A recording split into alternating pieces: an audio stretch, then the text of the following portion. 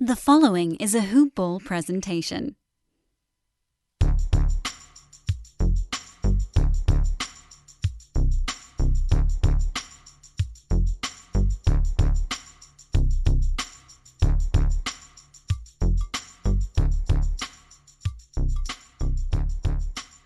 Good morning, Hoop Ballers, and welcome to another edition of Hoop Ball DFS Today. I am your host, Santino Caccone, and I am joined here by my good buddy, Mike Apotria. How you doing today, Mike? We almost had a nice introduction right there, man. You said good, buddy. I had a smile on my face. I wish you saw it. We're not on video right now, but I'm glad to be I here, said man. I guess because I said good, and I meant great, buddy. I meant great, buddy. You I don't even knew know what I meant it for. I knew that had to be it. That had to be it. But nonetheless, man, I'm glad to be here. Glad to be on a show with you, man. It's good to always be talking hoops, and I couldn't imagine a better day to do it than this fully loaded slate, man. This is like I'm gonna just ingest all of this. It's like you got the little temptation tonight, the nice 2 games. Now we got 13. Like totally, bro. Yeah, no, it's so many games on here.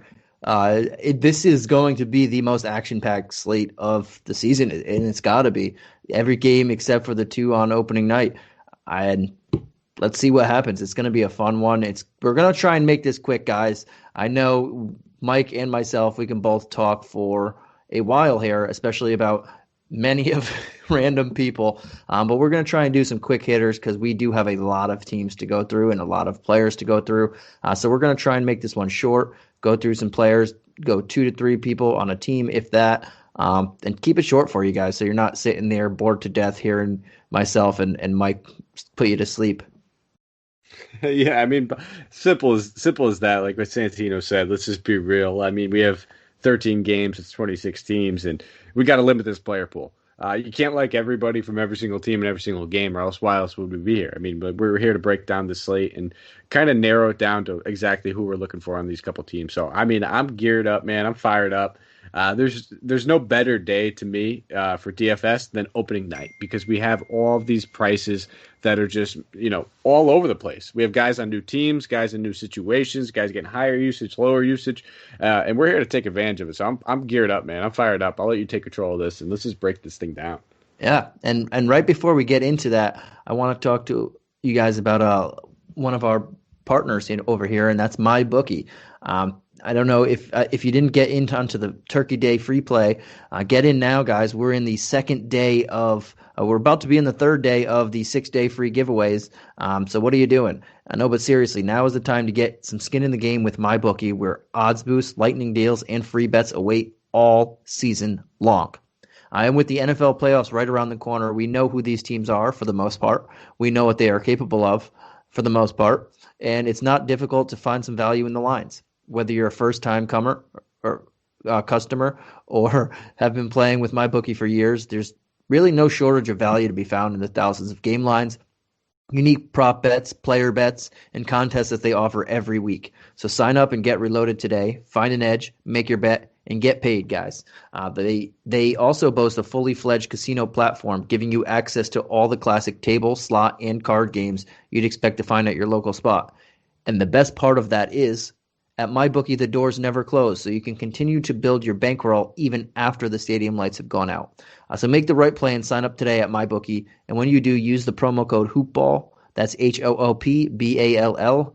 And then get your deposit matched halfway, all the way up to $1,000. So the terms are simple. If you put in $300, they'll match you with another $150 in your account. If you were already planning to bet this season, this is free betting money. So it's winning season at MyBookie. So come and join the fun while you're at it and win some cash. And remember to use the promo code HoopBall. That's HOOPBALL. All right, buddy. Are you ready for this big breakdown? We're going to try and cut. I want to put a goal on 1 hour, 13 games, 1 hour between me and you. Do you think we could do that? Yeah, no, not a chance, but we'll give it a shot. I think we got it. I think we could do it, but I'll shut up now and we'll go right into it so we can hopefully hit that mark. So the first game on the docket is the good old Charlotte Hornets and the even better Cleveland Cavaliers. So this game is a 2-point spread with the Cavs, the home team, favored by 2 points. There's currently no over-under on this game as of yet. So we'll keep an eye on. Oh, nope. Yep, there's still currently no under. I just scrolled down for a second. I thought I saw the over-under. It was the wrong game. But yes, there's no over-under on this at the moment. And for some reason, the Cavs money line is plus 110, even though they're the favorites. But let's go from there. Let's start with the Charlotte Hornets. We have Gordon Hayward as the most expensive guy on this team at a whopping 6,600. Is there anybody on here that you're feeling? Do you like Hayward? Do you like this backcourt with Graham, Rozier?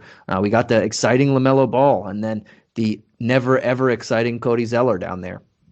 Yeah, so I mean, this game, like you said, there's no real over-under that's been released at the time that we're recording this, but I don't imagine it's very high. I would imagine, probably around that 215, 214, 216, somewhere around there. It's not going to be crazy compared to some of the other, games that we have in the slate. So there's definitely some people we could look at. The one guy that, draws my attention would be, like you said, the most expensive guy, Gordon Hayward, 6,600. I think that's too cheap for what he should be on a regular basis in his role on this team. Obviously we have to take into account that he's playing with a broken pinky. So the shooting numbers, all that may be down. So take that with a grain of salt. He's the one guy I'm probably looking at Charlotte. LaMelo Ball is a guy that we're going to be able to target, I think, later on at some point during the season. Right now, he's not a guy that I have overzealous about coming off the bench. He'll eventually carve out his role and probably see big minutes.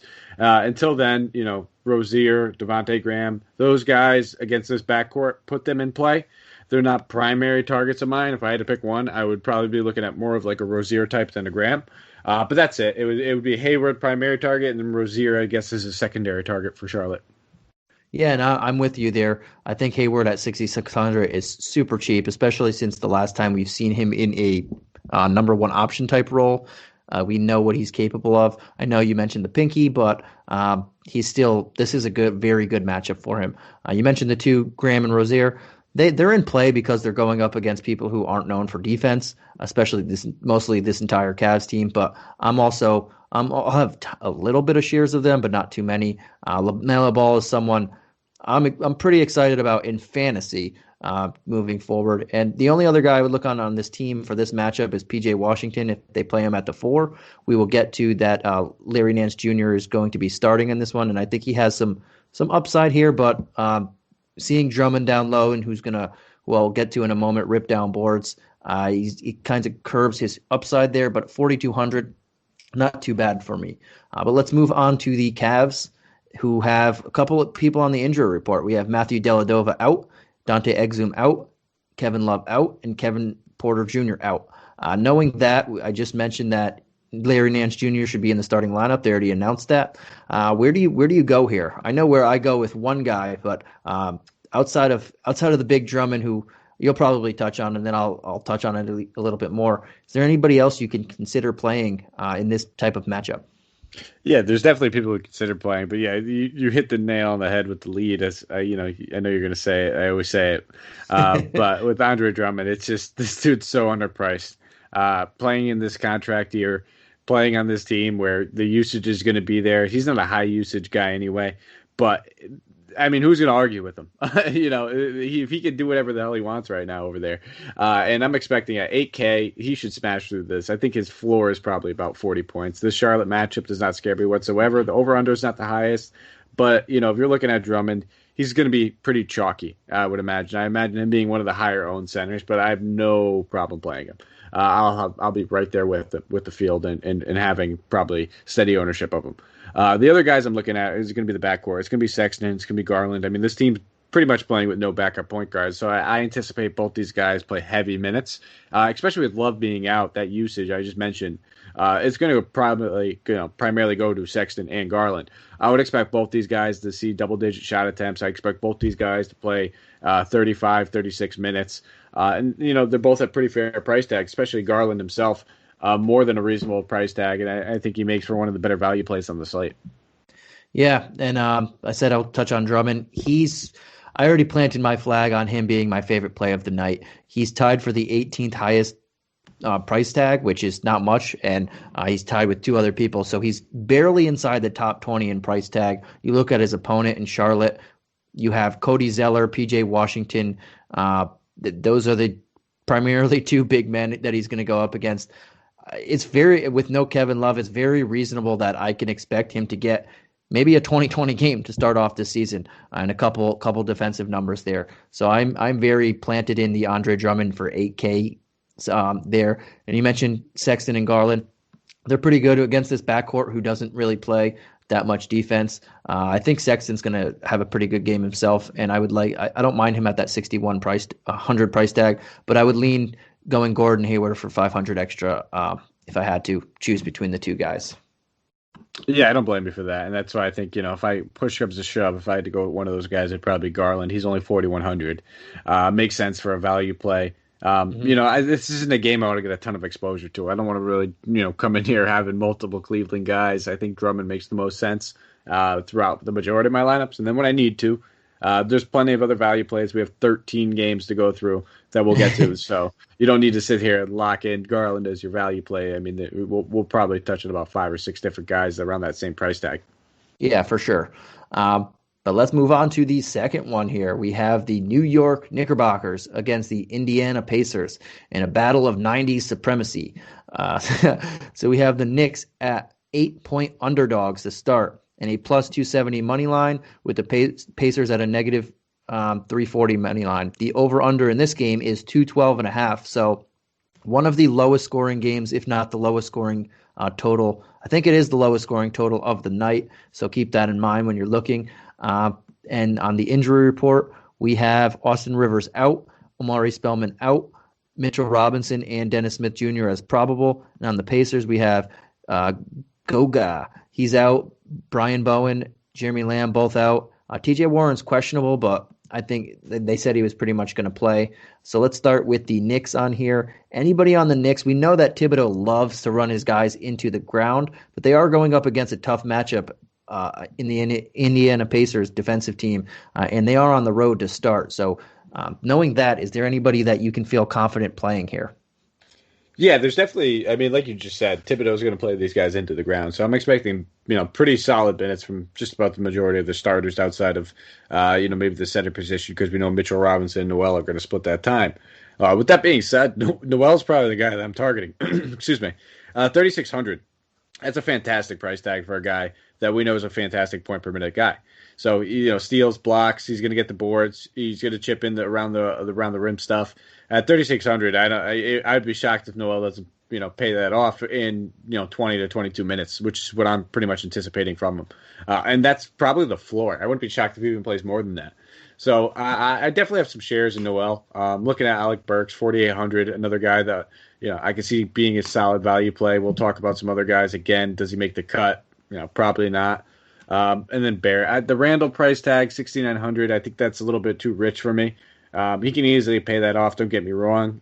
Randall's a great point per minute guy, but with this slate being this big, he's not making the cut throughout all the other power forward options that I have to choose from. So I'll probably just end up looking at Noel and then maybe a little bit of Burks and Barrett. Yeah, I'm kind of with you on this. I think Noel for 3,600 is super cheap. You're not going to get too many. You will get on a 13-game slate. You will get people around that price tag that you like, but he's going to play over 20 minutes in this one, and he, like you mentioned, he's a good point per minute guy. I don't mind RJ Barrett at 57, but in this particular slate with so many people on it, and them going against a really good defensive team, it gives me a little bit of pause, but I know he's going to get a lot of usage, and he's going to be the number one option on this team and play about 40 minutes if he can, because that's what Tibbs does. But outside that, this is just a game in general that I'm not I'm not heavily targeting. I'm going to be targeting Knicks a lot this year because of the high minute distribution on most of this team, but in this particular matchup, especially when we know that it's the lowest over under on the slate, on a 13-game slate, I'm not going to get too much exposure on them. But let's move on to the Pacers in this one. How about anyone over here? We have Sabonis at 74 as the highest guy. We have both backcourt guys at 62 and 61. Miles Turner at 57. Anyone out here that you like? Yeah, I don't mind looking at a guy like Sabonis at 7,400. I mean, he averaged about 44 DK points against the Knicks during the regular season last season. They're pretty much outside of, Noel running out a very similar lineup, and Noel and Mitchell Robinson are, I guess they were rolling Taj Gibson at some point at center last year too. Those guys are almost interchangeable. They're all pretty solid outside of Taj Gibson. Noel and Mitchell Robinson, very good defensive forces. So I don't mind looking at him. He did talk about he's still dealing with some plantar fasciitis as well. So I don't know if the team doctor, they need to look at that guy because they have two guys that have been dealing with plantar fasciitis for about a year now. So, but that doesn't give me too much pause considering he's still dominated. We saw a dominant game from him in the preseason where he can still pull that off. Outside of that, Victor Oladipo, I'm not going to probably pull the trigger on this matchup. Brogdon, I think, is at a more than fair price tag if you want to look at them, but we'll talk about some other options where they're just going to be a little bit more enticing due to the game matchup and over-unders and things of that nature. So I'm really not looking at anybody really outside of maybe a share or two of Sabonis. Yeah, I don't mind Sabonis here either. At 7,400, that's a suppressed value for him usually. But I do have to go a little bit against you here. I don't mind Victor Oladipo at 6,100. I think this is a pretty good matchup for him. And I'm expecting some solid things from him here. So he's one of the guys I'm looking at. I think he's going to be a lot more assertive than he was last year when he came back. I think he's another year removed from that injury. So I like him here. And if I had to choose, I would say at the same price as Colin Sexton, I would go Oladipo in that one. And that's actually I guess a pretty not risky call, but I guess against the grain. Yeah, I don't mind Oladipo. I'm expecting big things from Oladipo this season. The one thing I want to kind of see though is I was expecting T.J. Warren. I think a lot of us were expecting T.J. Warren to be out this game. So with him out, I would be all over Oladipo. But now T.J. Warren was lighting up in the bubble, and he was like that dominant dude, and had that chip on his shoulder, and really looking forward to probably starting this game. And I think that's probably why he had an edge in convincing team doctors maybe to let him play dealing with this. They probably I can't imagine they didn't want to give the guy a little bit more time. So I almost want to see how this kind of works out and shakes out in the offense first, where the shot distribution is, because now we're talking Sabonis, Oladipo, Warren, Brogdon. All these guys should be taking 10 plus shots, but where's the dominant coming from? I can't see them pushing T.J. Warren too much in this game, though. Maybe capping out at 24. He probably could come out and play 34 minutes, but he didn't do much of anything this preseason and this training camp. And this injury is still bothering him since the bubble, so I don't really see him getting thrown into the fire. I know they're starting him game one, which was very, very weird, but I don't think that I think he has to have a minutes cap somewhere. We're probably going to hear that tomorrow. And if we don't, then I don't know what they're doing with this plantar fasciitis type stuff. That's a good call. Yeah, definitely. We have to keep an eye on for that. And you're probably absolutely right. I can't imagine that they play him more than like you said, a handful of like short spurts kind of thing. Almost what the Warriors said they were going to do with Wiseman because he only practiced 3 times. Yeah, right. So let's move on to the next one here. Another solid matchup of 2 playoff teams from last year. So we have the Miami Heat at the Orlando Magic. The Heat are 4.5 point favorites.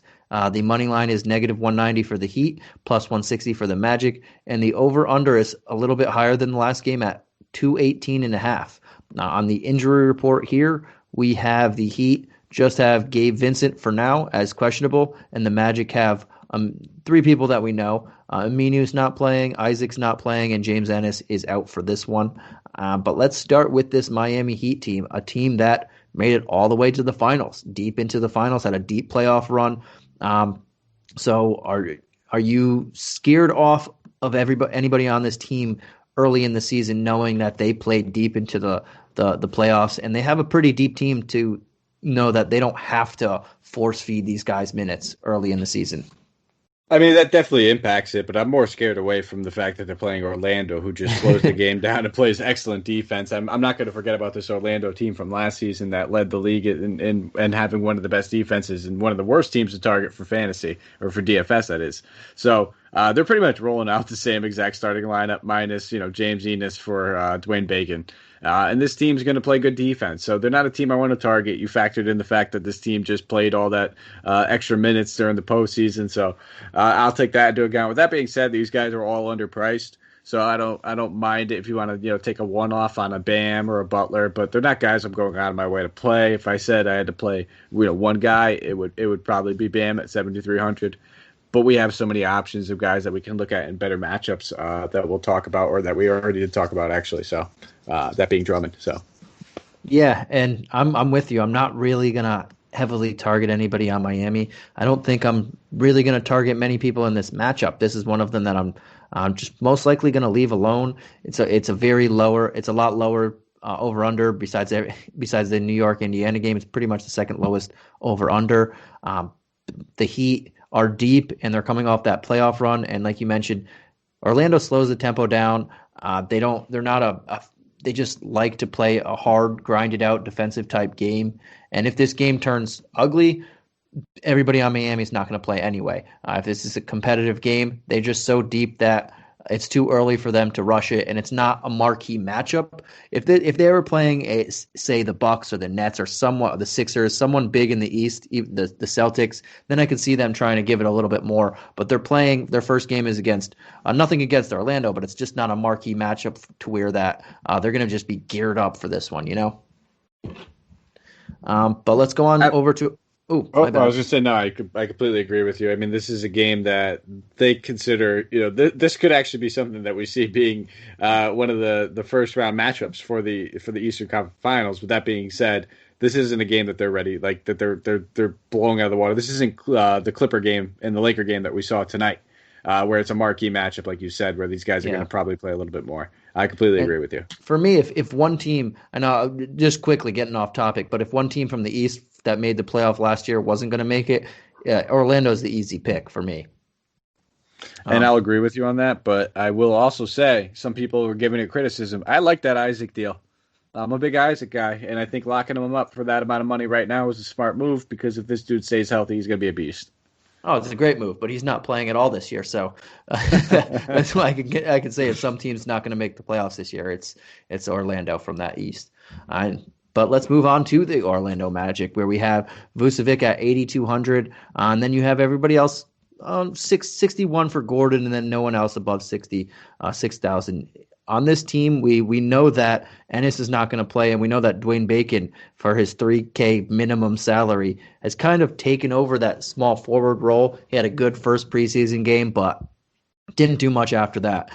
Is he a guy that you can use as a pump play for his minimum salary, or are you looking to get away from him? And if is there anybody else that you're liking on this team, say a Markelle Fultz for only $5K? Yeah, so I mean, you could use Bacon as a pump play. I probably won't. I just don't see I mean, let's be real. It's a 13-game slate. It's the opening night. Guys are mispriced. There's going to be some high scores. I don't see Dwayne Bacon, if you're playing their GPP, being the guy in the winning lineup. I think he's kind of capped as far as ceiling-wise around that 25-point, maybe at most 30-point mark on best-case scenario, and I'm just not taking the shot on him.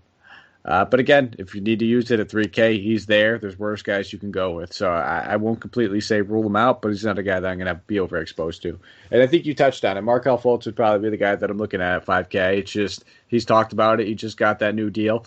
He's feeling overconfident at this point. He expressed how much he loves Orlando and how this franchise has treated him since he's been there, and all this good stuff. So I think he's been looking great during the preseason. I like Markelle Fultz this season. I'm pretty high on him. 5K I think is a little too cheap. I think he should be probably priced a little bit more towards that Evan Fournier range, around that 58 to 6K range.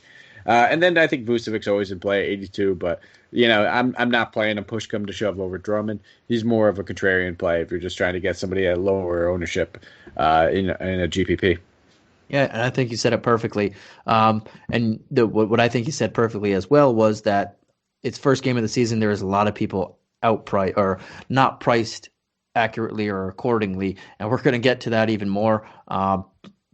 Just keep going on there. I know one guy already that you're going to say you really like him at his price. We already mentioned Drummond at only 8K, but Fultz at 5K. I mean, that's very good. That's just not much money at all to throw in on a starting point guard. You should see 30 minutes a game, and he looks like he improved. He improved last year. He looks like he's improving again. He's continually getting better. The more his shoulder woes and injury, whatever that case that was, is in the past. And he's probably my favorite player on this team. And Yeah, you said Vucevic. I just can't go against Drummond unless you just really think that everybody's going to play Drummond, which they probably are. But let's move on to that next one. Since we have so many, we're trying to do these quick hitters here for you guys. Let's go to Game 4. I believe it's Game 4, correct? Yep. Washington Wizards versus the Philadelphia 76ers. We have the Wizards at a plus 7.5 underdogs, plus 250 on the money line. Sixers are negative 310 on the money line, and the over-under is a high one at 229. I believe this is this is one of the top 5 highest scoring games on the over-under slate. But let's start with the Wizards and the injury report for them. We have Rui Hachimura has double pink eye or whatever they want to call it. So he's not going to be playing. Guy's sniffing farts, man. This is bad. He doesn't just have one; he has both, and that's just funny. We have Garrison Matthews is out, and Cassius Winston, both G League two-way guys. They're not going to be playing in this one. There's nothing for the Sixers yet. The team of the Philadelphia Sixers right now have nobody on the injury report. I don't know how many times we're going to say that, and probably Embiid, even though he's going to play, they're probably going to put him questionable tomorrow morning. Just because, just to keep that up. But let's run into the Wizards before I digress. And how do you like this shaking out? They said Westbrook's not going to have any restrictions for this first game. We have him and Beal getting their first action in the regular season together. They didn't play in the preseason together. And then we have Thomas Bryant right there, who came on fire during the bubble games when he played. There's no Rui, so we have maybe the exciting Denny Advija playing a little bit more minutes. We have Bertans coming back. A lot of names here, man. How are you feeling about this Wizards team? Well, I don't know how I'm feeling about it. You just said Denny's name because I feel like this is the first name you actually said right, but you said it like too correct. Like you pronounced the pronunciation was too correct. Maybe I'm just trolling everybody, and I'm just the best. Yeah, no, it's like maybe. But no, you touched on it. Westbrook without the minutes restriction is something that we have to pay attention. Obviously, this is the matchup that we would love. Philadelphia plays good defense, so. But 9,300, if we're talking, old Westbrook, high usage, playing next to Scott or playing with Scott Brooks, 50 points was pretty much his floor. So when I'm looking at 9,300, I'm thinking, 30 to 34 minutes, this guy could triple double. I don't mind looking at some Westbrook. There's a lot of high priced guys that we're going to talk about. I expect him to be one of the higher owned guys, but I definitely have some interest. Beal at 85. Don't mind it. Not a guy that I'm over excited about, though. I think that's probably right where he should be priced. Maybe a little bit higher. He's still going to have high usage. He's still going to lead this team in probably shot attempts as well. So if you want to look at him, other than that, it's really just the guys that are going to kind of be manning that power forward, small forward position, like Davis Bertans, or if you want to look at Denny at 4K. But those guys feel like they're pretty much priced accordingly, and I feel like there's better values available that we have talked about or will. Yeah, and I'm with you Westbrook. Any other matchup, all over him. This one gives me a slight pause because Ben Simmons is fantastic at defense, and this entire Philly team is really good at defense. That said, if he's going to play me if he's going to get you 35 minutes, back to Scott Brooks. We know he's not shy. It's not like he's losing points for missing field goals. So he could, like you said, he could easily triple double, and I like him around that. I like him on here, even though he's 93. Looking around at the people around his price tag, Trae Young, Jason Tatum, both have kind of difficult matchups. Damian Lillard, Utah, Devin Booker. He might be the only one I like slightly more, but out of the first 4 names that I mentioned, I think Westbrook has the highest upside in this back to Scott Brooks, so I'm with you there. Everybody else, I think they're priced accordingly too, but I think Denny, I know you said you're not too on him, but for 4K, he'd be a guy I'm looking at in that range. I think he's in this matchup, he might be pretty good on it. I'm expecting a pretty good workload from him too. But being able, in my opinion, he should be their starting 4 anyway. I know they just drafted Rui last season, and I'm not saying anything bad. Like Rui's talented, Rui's possesses a lot of things, but this kid is good. You don't play this kid out of position just because you drafted some guy last season. If his best position happens to be power forward, I believe he's 6'9". So he kind of fits that bill. He may not be able to offer the best thing on defense just yet, but Rui doesn't do that either. So I wouldn't be shocked if this guy just ends up slotting in there as that starting power forward. They have Troy Brown Jr., who I think should be the starting small forward. But between both those guys, I think they're GPP flyers, and if they're solid values. Yeah, and I think, like you said, and he's a playmaker. This guy can do a lot. He can dribble. He can shoot off the dribble. He can shoot, pull up, spot up. He can do a lot of things on the basketball court. And I think maybe this game's too early, but he's going to start becoming a play that people really like later on in the season as the season progresses. But let's move on to the Philadelphia 76ers. We have the big guns. And no, we're not talking about James Harden because he's not on the team yet.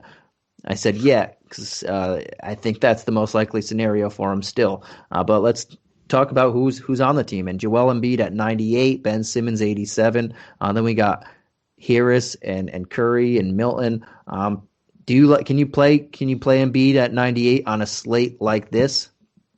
I mean, he should absolutely dominate this matchup. Don't get me wrong. There's nothing that should stop him from absolutely just taking this home. He averaged about 52 DK points against this team during the regular season last year across 3 games. And again, it's pretty much a similar front court, if not an easier one at this point. But push comes to shove. Is the $1,800 difference better than Drummond?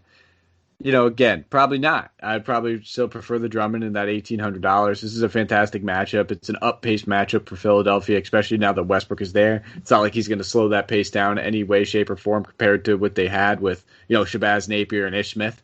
I expect him to try to push it even more. And Scott Brooks is going to give him the keys. You could fully anticipate that between him and Beal. So, he's not out of play. He's a fantastic play. Is he the optimal play? That I don't know. I'm going to be working that through. Maybe in those scenarios where you don't want to play Drummond and you want to spend up, sure. Outside of that, probably going to go Drummond. Oh, and I'm with you on that particular call. The gap's going to close sooner rather than later. Drummond's not going to stay at 8K for the majority of this season. He's probably going to creep up about 84 by the next game and 88 maybe in 2 weeks. So he's gonna close that gap. But right now, I think that gap's so wide to where even if Embiid scores 10 more points than him, 12 more points than him, you're getting that 1,800 that you can spend everywhere else. And like you said, though, Embiid, this is a smash spot for him. So if you did want to play him, I can't fault you for it. But I would rather keep that money and use it to get someone else on a 13-game slate. But what about Simmons? Or anybody else on this team? Anyone else you can look at? The only guy I'm looking at, it's not going to be Simmons. It would be Tobias Harris. I think that price tag is more than fair at $6,200. He's a guy that we can pretty much expect him to be second on the team in shot attempts. Other than Seth Curry, now the new addition, he's pretty much their primary outside threat as well. He did a pretty good job against Washington last year. Again, in 3 games, put about 38, 39 DK points up per game. So at 6,200, up-pace matchup, pretty solid usage in for opening night. I don't mind paying that price tag for him. Also, he's small forward eligible, which helps. Not like we really need that when there's 26 teams playing. We have our choice of the litter, but sometimes that could be a painful position. Yeah, and this is another guy that's usually in the 7K range, close high 7K range too. So that's very suppressed price for him in a up-pace, fantastic matchup. So I like that too. If you're really digging deep, and maybe not on the 13-game slate, but I like Shake Milton at his 41K price. Hopefully on a smaller slate, he can stay around there because I think he's going to be very crucial to this team in the second unit. But on 13-game slate, we have more people around here that we can play at 4K. Absolutely, I agree with you on that. Let's go on to this next game. The Milwaukee. This is a battle of very good teams.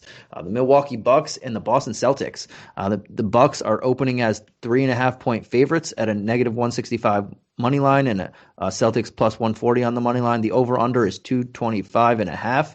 And on the injury report, we have Taco Fall, Romeo Langford, and Kemba Walker out on the Boston Celtics, and right now just DJ Augustine doubtful. Doesn't look like he's going to play. Let's get right into it. Let's go on to the big three in the Bucks now. Giannis, Middleton, Drew.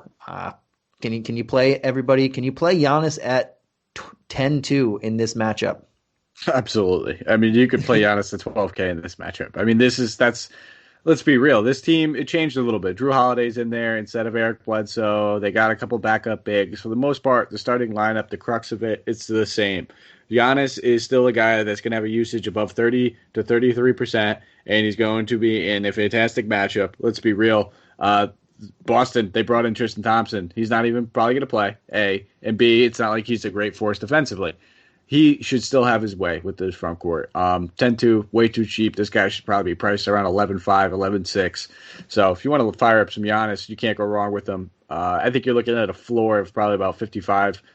He's always has that upside of close to 70 in this sort of matchup. So I'll be playing me some Giannis. Outside of that, it's probably going to be I do think Middleton's a little underpriced, but not compared to what we have opportunity wise on the slate. So I'm not really going to be going to Middleton. I won't be going to too much Holiday. Probably won't be playing too much Lopez. It is a good matchup for him.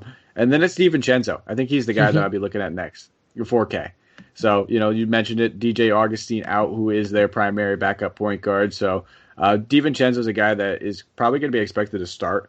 He's pretty good defensively. He's a D&3 type guy, and now he's also probably going to have to handle the backup point guard duties. Otherwise, you're looking at a guy like Brent Forbes doing that, and I don't see him handling it. So, for me, it's Giannis and Dante DiVincenzo at 4K. And I am with you on pretty much everything you said. And since we have a 13-game slate and I want to keep this moving, I'm just going to go to the Sixers because I think you nailed that perfectly. I don't need to expand on that, but I will say DiVincenzo at 4K, really rock solid right there. And Giannis is going to be higher or more expensive as we go on. So you're getting a little discount for him right now. But let's go on to the Celtics then, man. Looks like we hit on the Bucks really quickly. Let's see if we can hit on the Boston Celtics. And we have Tatum at 92, and then Brown dropping down to 67. And then everybody else there, Marcus Smart and Brown are the same. And then there's really not much here outside of Jeff Teague if you're not going expensive. But how do you feel about the Celtics team? Well, I mean, I'm not playing Tatum at 9,200 in this matchup. I did get it. Tatum's a budding superstar, if not already a superstar, and he'll eventually get to the point where he's matchup proof. This still isn't one that I'm going to sit here and target on a 13-game slate and pay full price for. I think 9,200 is a fair price for Tatum. It's what he should be. You touched on Brown, though, at 6,700. I think that's a good price tag for him. I think he can outplay that, especially, no Kemba, no Hayward.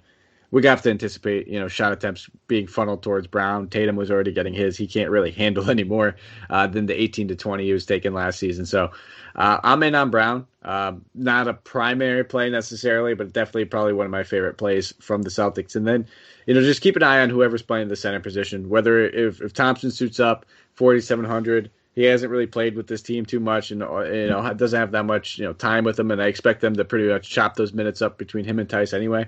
But Milwaukee's been pretty weak against opposing centers, so I wouldn't mind taking a stab at one of those guys. But until we kind of see how the minutes shake out, I don't feel real comfortable about either one of them. Yeah, and they took Thompson off the injury report altogether after 2 consecutive practices, so he should be playing. Don't know how many minutes at the moment, but they should be playing and probably splitting minutes there. And I'm kind of with you. Jason Tatum on this slate, I would rather pay 600 more and get Embiid. But for future matchups and when there's not an entire league playing, Jason Tatum is going to be on many of my lineups. I don't mind Jaylen Brown in this at 67. That's a fair price, like you mentioned, though. And maybe I take some Jeff Teague looks. I think the matchup is hard for him with Drew Holiday out there, but I have a feeling Drew Holiday might see a lot of Jaylen Brown. And DiVincenzo on Jeff Teague, who's also not too bad. So that gives me a little bit more edge playing him at 4K, knowing he's going to get a lot of run also. So he's another option to take if you're in that 4K looking range out there for me. No, that's a great call. That's a great call. I should have mentioned Jeff Teague at 4K, so I'm glad you did, man. He's going to be a very, very popular value play, I think. So we mentioned a lot of other guys in that 4K range. Your Garlands, it's not coming to my mind right now, but I know we mentioned at least 2 or 3 other guys around that 4K range. DiVincenzo, Milton, exactly. And Teague's going to draw higher ownership than all these guys. Mm-hmm. So I do like Jeff Teague. I think that's a very, very, very, very fair price tag, and I think he does pay off the salary. Does he come out here and put up 37 DK points and just crush this slate? He could do that. it's one of those kinds of things where I'm almost thinking about fading the ownership, and you got to take that into account where, yes, I do understand the upside's there. We're going to have other guys at lower ownership that do present that similar upside as well, though. So I'll probably fade the ownership on Teague, knowing that he's still a great play in this kind of scenario. All right. Let's go on to this next one. The New Orleans Pelicans and the Toronto Raptors. Pelicans are +4 underdogs. They're getting 4 in this one, +150 on the money line. Raptors -180 and a 229.5 over under. This is going to be my personal game that's going to be on the TV because this is going to be a fun one for the 7:30 type start. And then maybe I switch it over when we get to the next game. But I can't wait to actually watch this basketball game. But let's throw on to the injury report on the Pelicans. We just have Wenyen Gabriel and Will Magne both out. In the Raptors, Patrick McCaw, it seems like he's been on the injury report for years now. He's out. And Norman Powell is questionable with they don't know if he's going to clear protocol yet. So no one knows what's going to happen with that one. So we'll keep that in the ear. Assume he plays, but he very well may not play. Let's start with the New Orleans in this one, the away team. Start with the big elephants in the room, Brandon Ingram and Zion Williamson. Yes, I said his full name, but can you play these guys?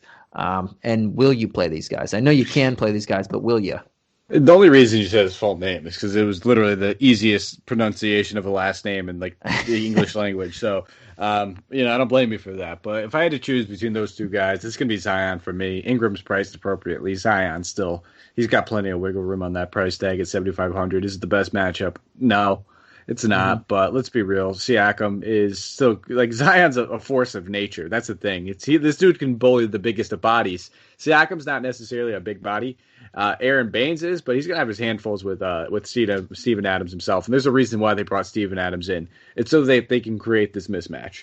They can force the bigger body onto Steven Adams and let Zion bully whoever the hell he wants. So, yep. I don't know if I cut you off at any point if you were about to say anything, but Zion's pretty much the only guy I'm looking at New Orleans. I know this is a fantastic matchup. I think all these guys outside of Zion, maybe a little bit of Bledsoe, 5,600, are pretty much priced appropriately. Yeah, and I was going to say, Zion is probably the second strongest person in the league right now. And the only person stronger than him is his starting front court mate, Steven Adams. And that's just, wow, that's going to be scary for opposing front courts. I know they're not going to be stretching the floor like we do in the modern age now, but these guys can just bang with anybody, and they are big. And yeah, I love Zion at the 7,500 price tag. You don't really want to target people against Toronto that can't shoot threes because last year that was their weakness, 3-point shot shooting. But besides that, they were a top 5 offense, top 5 defense type of team. But this guy's going to be getting funneled, and I don't think this is a scary matchup for him at his price tag. Other people around that price tag, I'll just throw out really quickly. We have Siakam, Butler, Collins, Sabonis. I think he has a higher upside than Sabonis. John Wall. There's another guy that we'll get to in a couple games, Shai.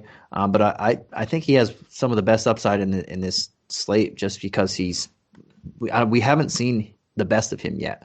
But yeah, outside of him, I'm not too interested in too many other people. I think everybody's decently priced in a tough matchup, and so I'm gonna look elsewhere on that with you as well. But let's jump on over to the Raptors side. We have Siakam at the highest at 7,600, just right next to Zion, and then everybody else a little lower than that. We have Lowry, Van Vliet, Powell might not even play. OG Anunoby only at 5K. Aaron Baines, you mentioned 4-3. Where are you looking at that? And if Norman Powell doesn't play, is there anybody else like a Terrence Davis that you can maybe look at 38? Well, there's definitely a lot of guys on Toronto that I think we could look at. I mean, I think all these guys are, I think Siakam's priced appropriately. Even him, he might be a little slightly underpriced. Lowry's underpriced. Van Vliet's underpriced. You mentioned OG, he's underpriced. Even Baines is underpriced. And so this is an up-paced matchup. So you can look at any one of these guys. If I'm leaning towards anyone, we talked about a ton of centers. And if anybody's been listening to our shows for a while and heard me talk, I love my centers. Mm-hmm. Aaron Baines, 4,300. I think that's a great price tag. He's a guy I'm expecting, a 24 to 26 to 27 minute range for him. They're still going to play Boucher. But the fact that he's underpriced compared to Boucher and, is in that starting role, That seems a little bit wild to me. So I don't mind looking at some Baines. And then if I had to pick anybody else, it would probably be somebody like OG 5K. I think that's a very cheap price tag for a guy that has a high motor in a game that's going to be up pace. They're expecting him to take on a little bit more of an offensive role this season. Had a fantastic preseason. And, for every minute that Brandon Ingram plays, I expect OG to play as well. So those are my two primary targets. I'm going to be looking for a little bit of value in this. I don't expect too much crazy ownership to go to either one of those guys either. But if you want to play Lowry or Van Vliet or anybody in that backcourt, they're both in great spots as well. Yeah, and I'm with you too. I think OG at 5K. That's why I mentioned that's very cheap for him, and this is going to be a fast-paced matchup. New Orleans likes to play fast. Every time we've seen Stan Van Gundy coach, especially with talent and talented big men, he runs the ball and they fire away. So I like OG here at 5. Aaron Baines. They need him on the court. He's the toughest guy on this team, and he was shooting threes well, so he can get Steven Adams out of the paint there and try and stretch him, get some open threes there. So I like him as well at 43. That's just very cheap if you're falling down there. Van Vliet at 67, just cheap too. You're not going to keep him under 7K for too long, especially in a up-tempo matchup. If you want to take a stab at anybody, like you said, can't hurt you here. But there's so many games that you don't have to overload on this one. Let's go to you were going to say exactly? Yeah, exactly.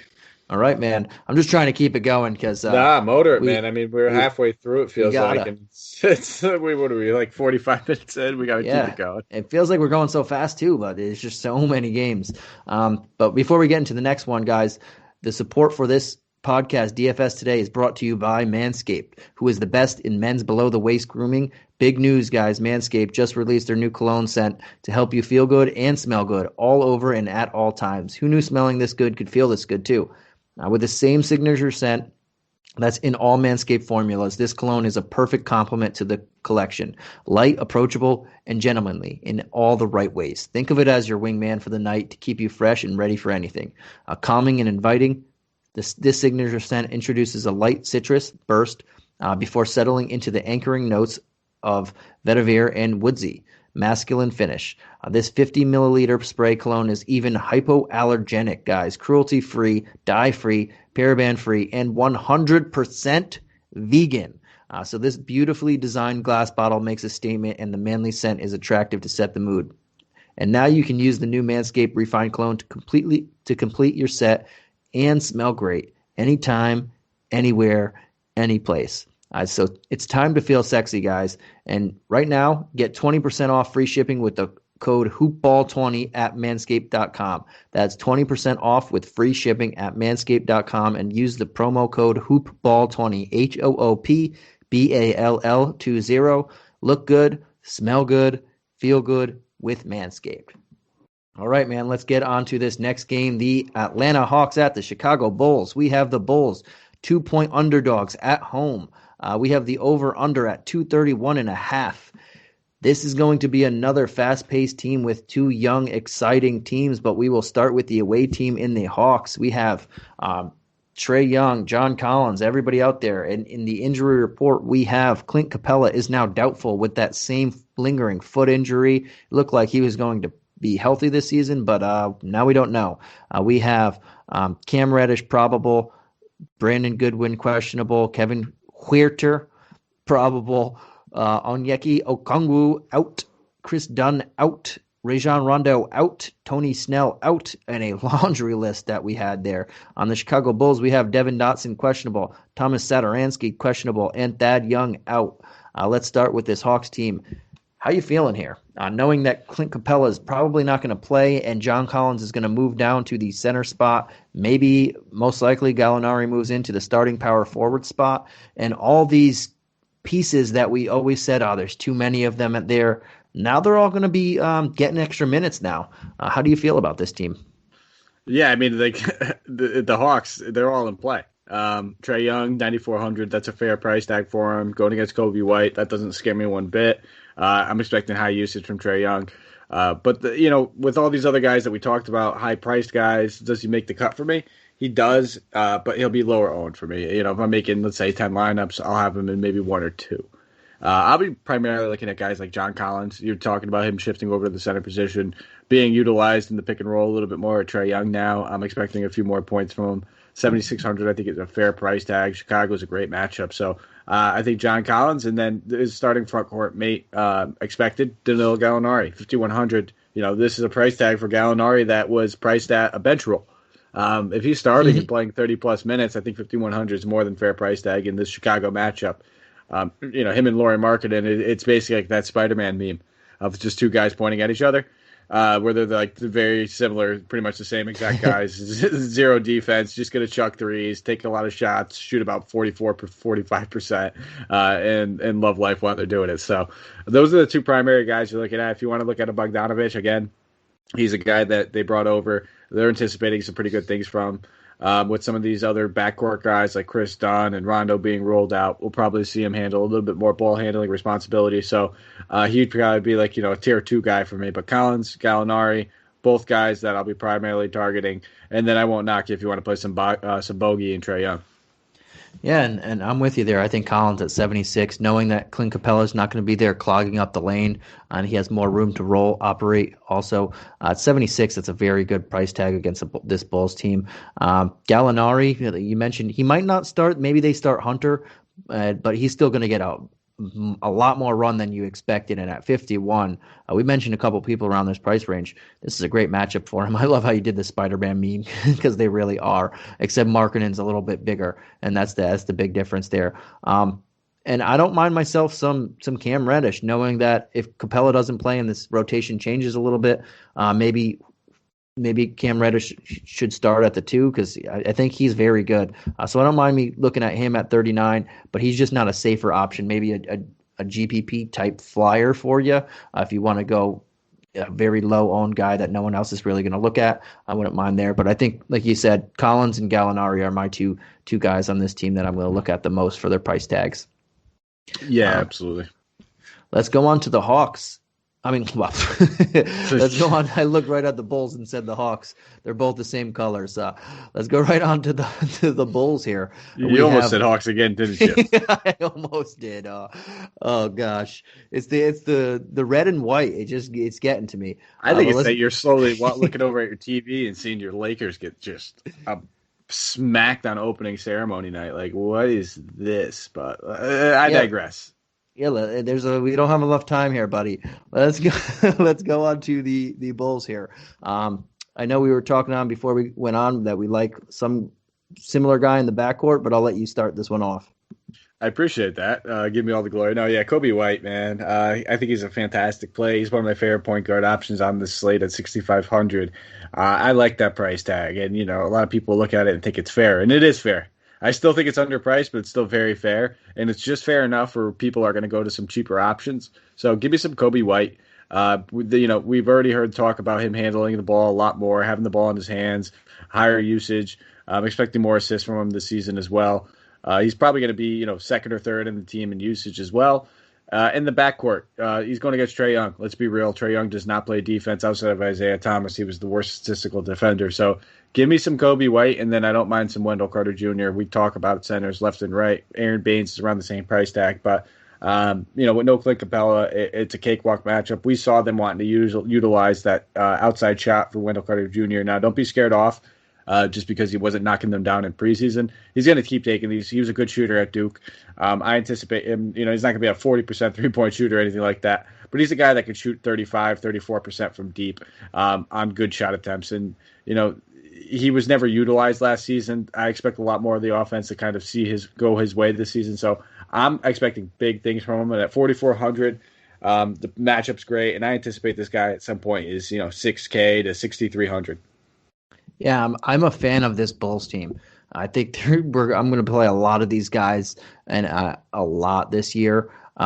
But for this first game, I think Kobe White at 65 is a little low. He's going to be creeping over 7K very shortly. And then two other guys I think you mentioned that are very low. Wendell Carter Jr. at 44, and I really like Lauri Markkanen at 48. There's no way that these two guys are going to stay this low for this long. I can see Markkanen getting at least 6K shortly, and Wendell Carter Jr. following suit. So those are two options for you if you're looking at lower owned guys and just cheap in a matchup that's going to be fast paced and fits their style. So I'm with you there on those two guys, and Kobe White. I should say three guys. Yeah, and I didn't touch on Marketing because I knew that was your guy. I wanted to leave that for you. And this game does have one of the higher over-unders on the night, too. So let's keep that in mind. There's 13 games, 229.5, I believe it's coming in under right now. I could be wrong. Mm-hmm. It might be changing. But that's perfect. That's what we want to see. This Hawks pace and the Bulls pace, they both like to run and gun. With these two teams, they just bleed points. So we'll have full exposure. I wouldn't be surprised if I have 2 to 3 guys from this game, and that's pretty solid considering I like to spread my usage in my play out throughout the slate. So, yeah, and I'll take Markin in just a slight bit, I guess. He's over 7 feet. If there's no Capella there, that means we mentioned either DeAndre Hunter or Danilo Gallinari have to guard him. He has about 4 inches on each of them. I expect a lot more rebounds to be coming around. He could shoot, and he's going to post up both of those guys. So I like him in this matchup for 48. And you touched on the other guys, so grudge match too because he didn't get that signage. He was pretty upset about that. He actually spoke to the media about it, saying how he's very disappointed it didn't happen. But now it motivated him a little bit more. People in contract years tend to give it a little extra, and I wonder why that's the case. But I digress. Let's go on to this next game because we still got 1, 2, 3, 4, 5, 6 more games to get through, buddy. We hit half of them, and we're almost near an hour. It's insane. Hopefully, we never have to do this one again because that's a lot of games for everybody to talk about. But let's go on. Actually, I love it. Never mind. I do want to do this again. But let's go on to the Oklahoma City Thunder and the Houston Rockets, a playoff rematch from last year with so much turnover that neither of these teams look the same. But we have the Thunder at 7-point underdogs and the over-under at 226. Let's start with the Thunder, and let's start with your guy, Shai, at only 75. Can you play him, and who else on this team are you looking at in this what should be a fast-paced shootout matchup? Yeah, well, I mean, you said it. I think I had a number in my head coming into the season of what would be too much for me to pay on opening night for Shai, and it was right around 8,200. So this is definitely cheap enough for me to have some exposure. Now, with that being said, 7,500, it's underpriced, but it's not egregious either. So, there's guys. Is he going to be in the winning slate lineup? He could potentially. He has that upside. I'm expecting a massive usage for him. In my opinion, he should win Most Improved Player of the Year this year. He's my front runner for it. So I'm expecting massive things from Shai. I would say, maybe a ceiling of about 43 to 44 DK points, a floor of about 35 to 36, which puts him at a nice fair play. So he's definitely in play for me. I think Horford at 6K, expecting big things from Horford, a nice bounce back season after his time that wasn't well spent in Philadelphia. He talked about how much he hated it there and how it was just ticky-tacky and there's all this drama and all this. Well, he's got a fresh start with all these young guys, and 6K is a fair price tag. So those are the only two guys I'm really looking at all for this OKC team. Yeah, I'm with you there. Shai 75 is a decent price tag. I think it's underpriced, but it's not, like you said, egregious. And Al Horford should play really well in this matchup at 6K. Maybe if you wanted to go with the Darius Bazley hype at 51, you could look that way, but I think there'll be better matchups for that, especially if they wind up playing Cousins and Wood together more often than not. That'd be I don't want Bazley against Wood. Yeah, even if it's Tucker. Tucker's thick. You know what I mean? He's a really good defender. Exactly. So it's not, we'll have times this year where we're targeting Bazley. He's another guy I'm very high on. I don't think this is the matchup I want to do it just because, like you said, they could throw Cousins and Wood, and even if it's Tucker out there, it's going to be problems for him on offense and defense. Tucker's not an explosive offensive player whatsoever. He might have 3 shot attempts, but he's thick. Hard-nosed defender. Yeah, he's a hard-nosed defender, and he's thick, so he can back him down and pretty much have his way with him if he really wanted to. He's on the team grind right there. But let's go to Houston, and the big news of James Harden is probably going to play. I don't know. I saw them saying he was just partying maskless at a maskless party. I don't know what's going on with him, but if he's playing, is 10-4 is 10-4 good for Harden in knowing all this crazy drama that's going on with him and the team and all this stuff? Yeah, and that's exactly what it is. The price tag's fantastic. Let's be real. If we knew this was James Harden last year and we were paying 10-4 for him, we're locking that in. But there is the drama. There is all this other controversy going on. But we can look at that from two different ways. Is it going to be negative, or is he going to be like, yeah, let me ball out, show everybody what I do on a daily basis. I can go hit the strip club, come out here and drop 50, and it doesn't even matter. It could go both ways. So I don't mind playing him. Do I play him over Westbrook? Do I play him over another guy like Doncic that we'll get to in a little bit? That's where it gets tough. I mean, those are the three primary, expensive guys I find myself playing the most on this slate right now, and looking at the most. So push comes to shove, he's up there with those guys, and he's very, very fair, square in play. But the guy that I'm looking for on Houston the most is Christian Wood, the new addition. Would you say you have Wood for Wood at this price tag? Oh, yeah. I mean, if anybody, yeah, exactly. If anybody's been listening to these shows, I've been hyping Christian Wood since I think, taking his tour with the Pelicans. And he's probably had spent time with about 6 different NBA teams, including their G League system. So this dude can ball. He's absolutely a stud. He's well worth the contract that Houston gave him. He's their starting center. DeMarcus Cousins, his backup, and then he will play alongside him a power forward. But it is Christian Wood. Do not think for a second that DeMarcus Cousins is going to play Wood off the floor. It is not going to happen. He is the guy for them in the front court. So 6,300 is more than fair. I'm expecting a firm double-double, if not close to it, in this game with upwards of 18 to 20 points from Christian Wood. So sign me up. The only thing I don't love is that he's only center eligible now. He used to have some power forward eligibility. That's obnoxious. And we both like a lot of centers on this thing, but taking his power forward eligibility away kind of is a bummer. I don't get how they could give it to, and it's going to change, and let's just hope that it goes towards Wood, because once they do start playing these guys alongside of each other, one of them's going to have to get power forward eligibility. It's his bottom line, and let's cross our fingers and hope it goes to Wood instead of Cousins. Yeah, and let's hope. And I'm with you. I think that price tag is fantastic. We mentioned quite a few other centers there. If take out position eligibility, and if you already have Drummond and you already use your utility, the other people in his price range, I like him more than them. So it's just a matter of how you can construct your lineup, in my opinion. But yeah, I'm with you there. Should we move on to the next game? Let's do it. Let's get these. We'll try and run through these guys. The Spurs and the Grizzlies. We have the Spurs at 2-point underdogs. We have the over/under at a whopping 231.5. We have a couple people on the injury report here, I believe. I had to scroll. We have obviously Jaren Jackson Jr., Jonte Porter, Killian Tilly, Xavier Tillman, and Justice Winslow not playing on the Grizzlies, and we have Quindre Weatherspoon and Derek White out for the Spurs, but we do have Keldon Johnson in, I guess, because he's not on the injury report, and they mentioned that they took him off. He didn't play in the preseason, really. He's been injured for a while, but we don't know what to expect from him right now. But knowing that at least Derek White's out, who's part of the rotation, who are you looking at on this? Can you go Murray at 56, just the 5,600? Do you like that? Do you like Aldridge at only 65? I know you like those guys because of those price tags, but do you like DeRozan, we'll say, at 73? I like all three of them. I think they're all three underpriced. So, yeah, you hit the nail on the head, as I say. So, yeah, all three in play. They're all underpriced. It's an up-pace matchup for them. DeJounte Murray is the guy that stands out to be the most, especially with Derek White off the floor. Patty Mills is going to cut into his point guard time. I'm expecting that they start Lonnie Walker at shooting guard. Lonnie Walker, at this very point in time, he has not really shown that he's good at basketball. He's okay. He's very serviceable.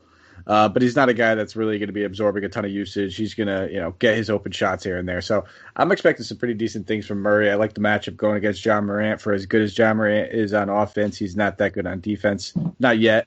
So 5,600, that's probably right where he should be, maybe 6K. But the other two guys are both underpriced. Do they end up making my lineup? Here and there, I'm expecting lower ownership, so they're probably more gauged towards like those GPP type guys, because I don't know if they have the ceiling that's necessarily going to take down what we need it to be on this slate. It's probably going to be like a 420 plus type night. So we're really looking for those 50, 60 point, 40 point ceilings from as many guys as we possibly can get. I don't know if they have those on this kind of slate or in this kind of matchup, but they're definitely in play. Yeah, and I mentioned those three because they're the three guys I'm looking at too. I think they're slightly underpriced, not egregiously, but I think Murray at 56, out of those three is my favorite play just because that's just very cheap for him. You know Derek White's not going to play, so you know he has the entire keys for that to that system in that backcourt right now.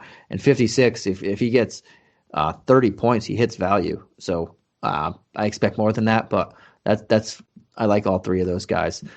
Let's move on to the Grizzlies because we still got 4 more games after this to get to. We got the Grizzlies at Ja, who's very fairly priced at 84 in my opinion. Jonas at 71. I can see him go on up a little bit, but that's close to his value. And then we got everybody else on this team that's not too egregious there. But where you feeling with this Grizzly squad? I love how you said just everybody else because that's pretty much what it is. Grayson Allen's probably going to expected to draw the start at small forward, I believe. Kyle Anderson will probably draw the start at power forward with Jaren Jackson Jr. out. And Brooks, these guys shooting guard. Exactly. So I think these guys are priced fairly for guys that are going to be in the starting rotation and starting lineup. 37 for Grayson Allen, 42 for Kyle Anderson. But I'm really not in love with anybody on this Memphis side of the ball. John Morant, 8,400. That's a fair price. He could probably go up a couple $100 if you want to, but not the best matchup. DeJounte Murray is pretty stout defensively.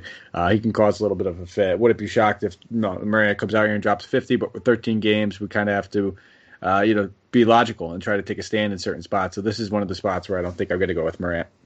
And I'm with you. On a normal slate, 8,400, won't mind paying it. 71 for Jonas, won't mind it. But on a 13-game slate, even Kyle Anderson and Grayson Allen, who you mentioned, and they're 42 and 3,700 respectively. We have a 13-game slate, and we already mentioned a couple people around that 4K range that I know can produce better than these two guys when given the opportunity and a slightly better matchup. So, yeah, I'm not really looking at the Grizzlies either. I think the two big guys are fairly priced, and then everybody else is just not the matchup that I want from them, or I think there's better options on a massive slate. All right, man. Let's go to the next one. Now we got the Pistons and the Timberwolves, another fast-paced matchup because the Timberwolves, if you've listened to me in the last year and a half, they like to run and gun and then run and then gun some more. But we have the Pistons at 4.5-point underdogs on the road and the over-under at 224.5. On the Pistons side of the ball, we have, I'm not even going to say his name. He's not with the team. I'll try it. No, don't do it. Dividis Servidis. I hope he's listeing. Actually, he writes in so that way we just you're going to be one of our first bad reviews. I think I hit it. Dividis Servidis. Dividis Servidis. He's not with the team, so he's not playing. And then on the Timberwolves, we have Jordan McLaughlin and Jalen Noel not playing. Noel is such a fitting name for the holidays, but I digress. Let's go on to the team. Detroit is the road team, and we have Blake Griffin and Derrick Rose playing together. Whoa! And then we have this entire pretty much new team on the Pistons. How do you like them in this first game with this matchup against the Wolves that just want to run and gun and don't care about defense? All right, so this probably is the best time to do it considering we have 13 games to talk about, but I need to point this out. It's the fact that you said Noel is very good because it has something to do with the holidays. When we literally talked about every single holiday brother, like every team that had to do with the holiday brother so far, and you didn't bring that up. You could have said it was. But we also talked about Nerlens Noel, and you didn't bring it up there either. Yeah, that's what I mean. Like, why now? I just thought of it when I said it. All right. Nonetheless, I'm not looking at any. We didn't mention the holiday brother. We said Drew. We didn't. I didn't even say his last name. That was me. Yeah, and I'm not looking at any of these priced up guys for Detroit. Blake Griffin, 7,200. That's priced appropriately. Derrick Rose at 58. He's going to have times where he beats that, and he's going to have times where he's under it. It's going to be one of those, GPP type plays. I don't mind it, but I think we have better options. Grant, 47. That's kind of where he was priced last season, so I think that's a little bit down considering his new role. But still not a guy that I'm overly enticed on a 13-game slate. If anything, it would probably be the new additions with Mason Plumlee or Killian Hayes at 37, 39. Again, we talked about plenty of value, plenty of centers, plenty of all that good stuff. But we know Karl Anthony Towns isn't anything special on defense. They just paid Plumlee, and they chose to pay Plumlee over Christian Wood. Why? I don't know. but they did. And now they have him, and he's their starting center, and he's probably looking at anywhere between 24 to 26 minutes on a nightly basis. So, and we know point per minute guy, he can get it done in there. So those are the only guys I'm really looking at. Yeah, and you could throw DeLone Wright in there as another option at 4,100 in that 4K range that we mentioned.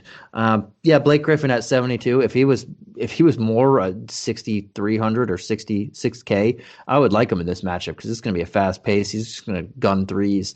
Derrick Rose the same at 58. I would like him if he was a little lower. Jerami Grant, yes, and I'm going to stick with that one.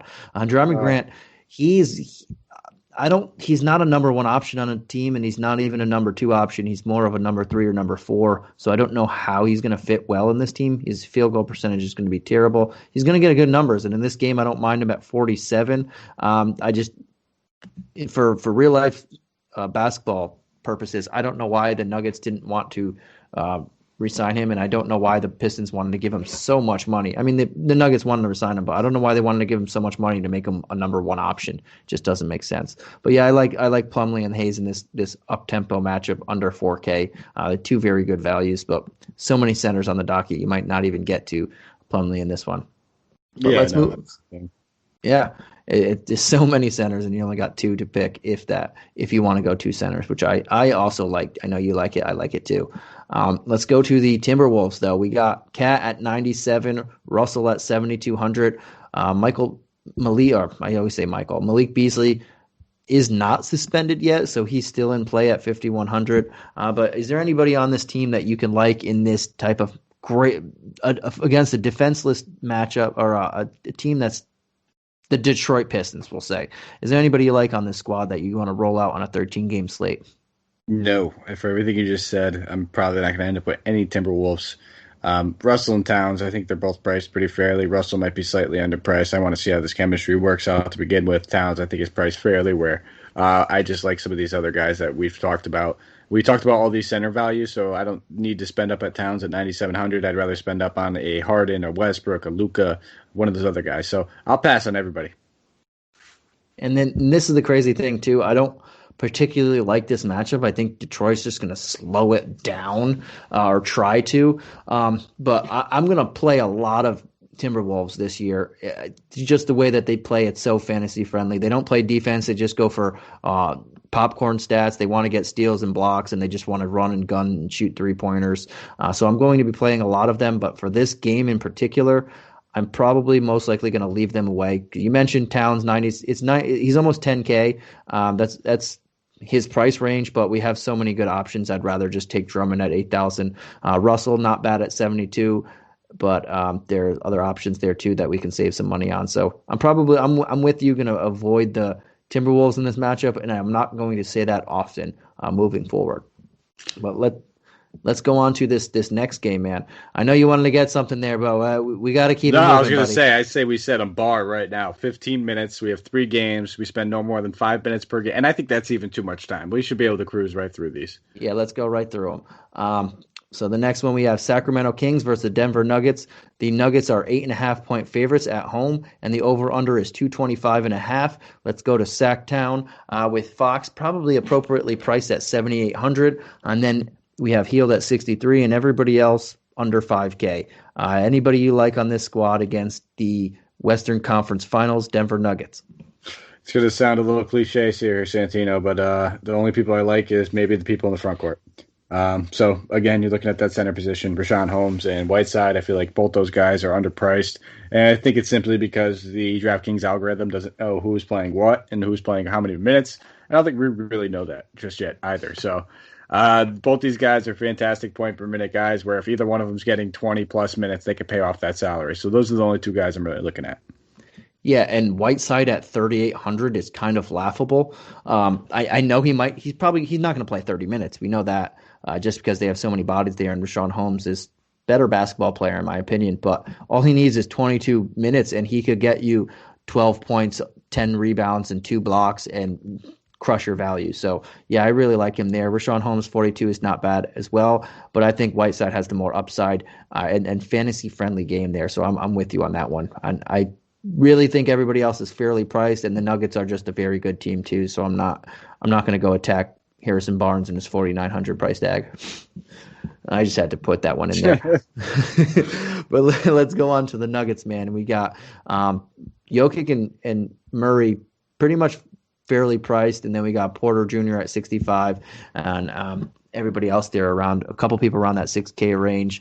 Anyone you can like here on this just massive slate, and I have to keep repeating it because obviously people are in play, but it's just so big that we have to narrow down this player pool. Yeah, and that's exactly what we do have to do. So for that exact reason, I'm probably going to take a hard pass on most of these guys. Michael Porter Jr. expected to come off the bench. He's still going to have high-volume shot attempts. He's still going to play decent minutes, probably around 28, 26. But that price tag, I want to see it come down a little bit more. Will Barton, I don't trust. Just came back from his long layoff, hasn't had a lot of time with the team. They're expecting him to start. I don't expect him to play 30 minutes, probably around that 24 to 26-minute mark. And then, when you look at Murray, 8,100, we have better options, cheaper. And same thing with Jokic. Again, if I'm spending up on those other guys I just talked about. But I do prefer him over Towns in a nutshell if I had to pick one of those two. Yeah, and I'm with you here too. It's just we have so much value out there in the first game that if you're priced pretty accordingly and it's just not and then you can find someone cheaper who can do the similar things, that's where we're going to go. And there's so many options out there. So I'm with you there too. I'm not gonna. I'm gonna pass on most of these Denver guys and go some other direction with this 13 game slate. But before we go further, I have to stop for one moment, take a quick pause in here, and tell you guys about a big announcement, and I hope you guys have done it already, but if you have not, it's a fun one. It's free stuff, guys, and everybody loves free stuff. What's the free stuff, you ask? It's the Bruise Letter. Yes, the Bruise Letter is back and fresh for the 2020-2021 NBA season. Our founder, Aaron Brewski, is writing an email newsletter filled with his most intimate fantasy nuggets. It's exclusive content you cannot find anywhere else, too. It's not on the website. It's not on any podcast. It's not on social media. It's only in the email newsletter, and you can sign up to get it for free. Just go to bit.ly/Bruise Letter 2021 and sign up in 10 seconds. Again, the site is bit.ly/Bruise Letter 2021 and Aaron Brewski straight to your inbox, guys. Enjoy. And I also have to tell you about the fantasy pass. So Hoopball needs to keep the lights on. So every few weeks we try and we sell you stuff just so we can continue doing this. We know you love the website, you love the content. But this year the best deal in fantasy is here at Hoopball, and it's called the Fantasy Pass. Just $4.99 a month gets you the entire draft guide, Brewski 150, our DFS pass, and all in-season fantasy tools. That's nuts, right? Just for $4.99, all that stuff. So cook yourself a dinner tonight inside instead of ordering delivery, and you can afford the fantasy pass for half a year. So please do check it out. Head to hoopball-.com and click on the fantasy pass ad just below the main media wall. And if you just want the DFS pass for the year, it's $199 a month, and you get all the stuff that we come with the DFS pass. Yes, $199 a month. You can buy a McDouble, and you a McDouble costs more than a DFS pass for a month, guys. That's terrible. Right? It used to be $1, but now it's more than $199, and but you can buy many McDoubles with the Vice that we hopefully give you. But I digress. Let's go back to the last two games that we have on here. We have the Utah Jazz and the Portland Trailblazers. The Jazz are 1-point underdogs on the road, and the over-under is 229. We have Mitchell at 8K, which is fairly good price to me. Rudy Gobert underpriced.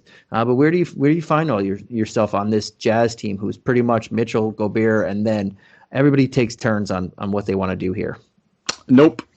That's it. Not playing any of them. 13 game slate. No, not necessary for me. Yep. I think they're all priced right. I'm good. And I like that. Mitchell, 8K. We just mentioned it with Murray. Better people around there. Gobert's not bad at 68, but there's so much center value that I'm good with that as well. Let's go right to Portland, and we have Lillard at 9K, McCollum and Nurkic in the 7K range. We have Covington at 61. Anybody on this team that you're feeling over here too? Nope. Maybe Nurkic. I do. That's it. I think he's underpriced at 7K. I'm not scared off by the Gobert matchup necessarily. Nurkic's held his own against Gobert in the past, so that's it though. And we have plenty of centers. So outside of that, I'm good. Yeah, and this team is so deep, and the Jazz are such a good defensive team that I'm going to pass on a 13-game slate as well. Lillard at 9K is just. He's awesome, but there's just more people around here that there's so many options here. Like I don't mind looking at Derrick Jones Jr. at 42 if he starts, but on a slate like this, we already mentioned so many 4K guys. I'm going to pass on all these guys too, and go right into this next game where I know you're itching to talk about your Dallas Mavericks getting 1 point underdog at the Phoenix Suns, and the over-under is a whopping 237, which ding, ding, ding, ding, ding. We waited till the last game on the slate to give you the highest over-under by a solid margin here. And I know you're going to, I'll just say, who do you want on Dallas? Outside of Luka, I didn't even mention the. Let me just run through quickly. I missed the last couple injury guys. There's really nothing major in the last couple games. But Maxi Kleber is probable. We know Porzingis is not playing in this one. Frank Kaminsky, Abdel Nader, and Dario Saric are listed as out. Chris Paul is going to play. But yeah, talk about your guy. Yeah, so my guy, Luka Doncic, 10K. He's one of my favorite plays on the slate. With bar none. I mean, he's played 4 games against Phoenix last season. He's averaging about 1.74 DK points per minute. And that's in 28 minute average against this team. He's putting up about 50 DK points. So if he plays 28 minutes, he's going to pay off that salary. We talked about a -1 spread. This Phoenix team got better a lot of the times at those games where they had to do blowouts. He didn't need to play big minutes. This game stays close. Luka's playing 35, 34, 36 minutes. We're looking at a 60-point game. Sign me up, Luka Doncic. I'm all over him, and that's probably all I'm looking at on Dallas. And I don't think we need to look at anymore. He's the entire team.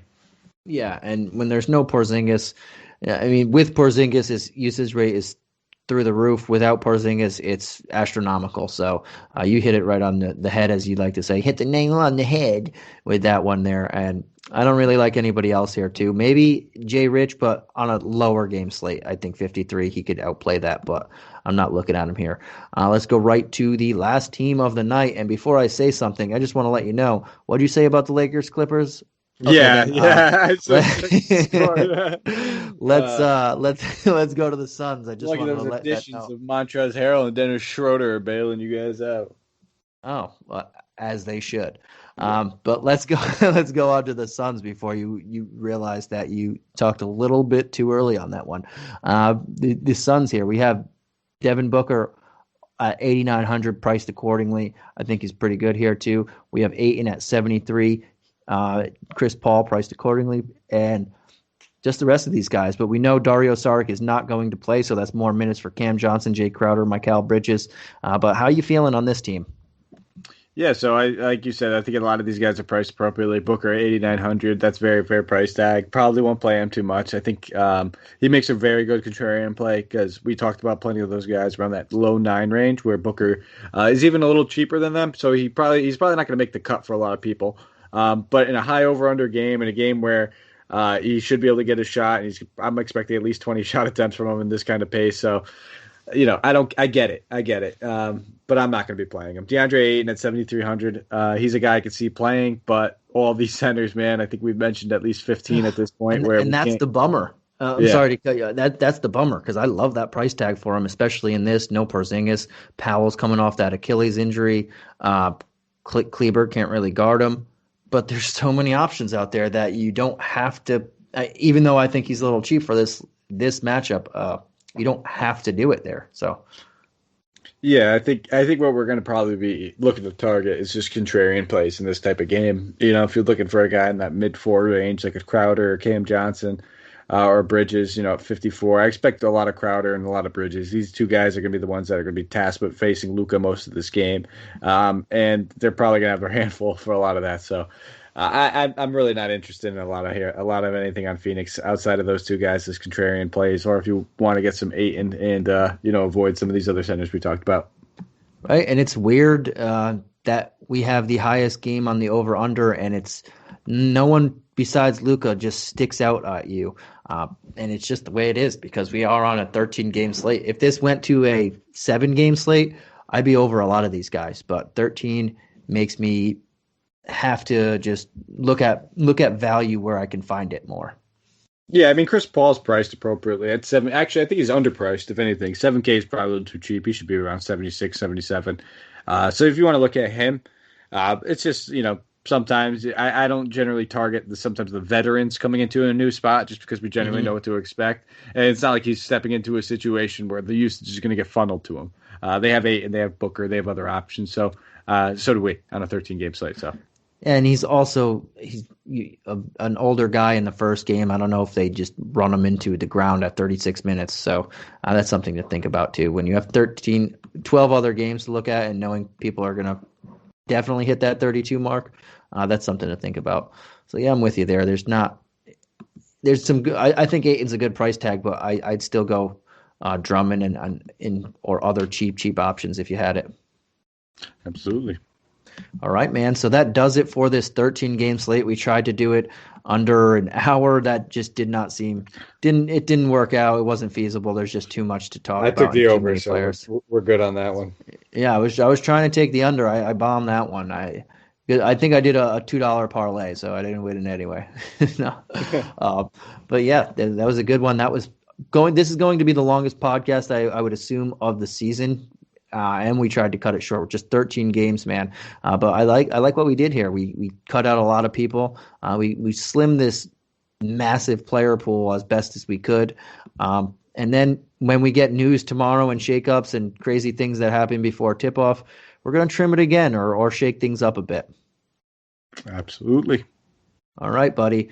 Our first podcast of the season together is in the books. Now we can go finish this game, and you can eat your words. But but yeah, we'll catch you again I believe. No, we won't catch you again tomorrow because there is no Thursday game. So we will get to you on Christmas Day games, and I believe it will be either myself and Dave or Mike and Dave, and we will hit you. So on behalf of myself, Santino Caccone, you can find me at Twitter at Santino Caccone, and Mike, and you can find him on Twitter at Mike Apotria. Yes, we are very original with our Twitter names here at Hoopball. But that's it for today's DFS today, and we will catch you again very shortly, guys. Have a good one. Later. Oh, and don't forget to get us on Discord for any other questions every day. We're on there answering up to lineup locks, so we'll be there anytime you need us. And check out our layup lines as well. There's going to be a big one. We have Brian Wright in that one. But yes, now we can end this on the right note. Have a good one, guys. Later for real.